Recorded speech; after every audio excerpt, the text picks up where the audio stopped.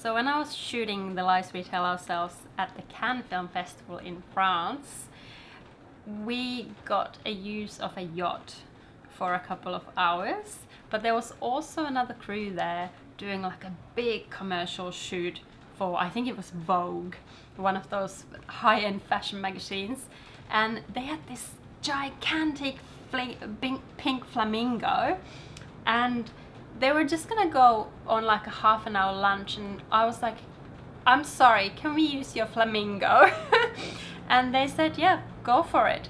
So now I've got a gigantic pink flamingo in the film The Lies We Tell Ourselves, and I've got Judy Peacher acting in that scene, and it's a spitting image of Sarah Jessica Parker. So it just looks like we're on Sarah Jessica Parker's private yacht in a pink flamingo. So things like this were possible because of the playful nature of making of this film, because of just grabbing an opportunity where I saw it. And when I was shooting The Lies We Tell Ourselves in New Caledonia, so my film Innuendo was a guest at the festival there, at the La Foa Film Festival, and I was attending as a guest of the festival. And one of the things that guests of the festival do is walk the red carpet. And it's like a big event. New Caledonia is quite a small place, and this is like one of their biggest events of the year. So lots of people come, like lots of locals come, and the red carpet is a big thing for them. And I just wanted to do something unusual.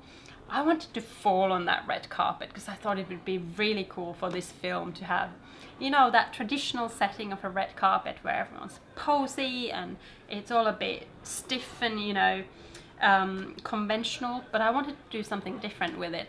And I didn't tell any of the attendees, none of the press knew what I was going to do. I just asked the main organizer, was it alright that I was going to do that and shoot it on film to use it for The Lies We Tell Ourselves.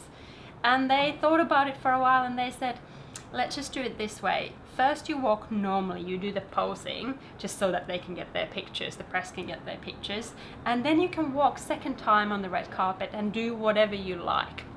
And that's exactly what I did. But then the local media actually loved me falling on that red carpet, and me falling on that red carpet was what ended up in the news broadcast in New Caledonia that day, so that was pretty cool. On a different film set, I met Jane Badler, who was the main protagonist in that TV series called V. That was like a big cult name and big cult series back in the 90s, I think it was, or was it 80s? Not sure.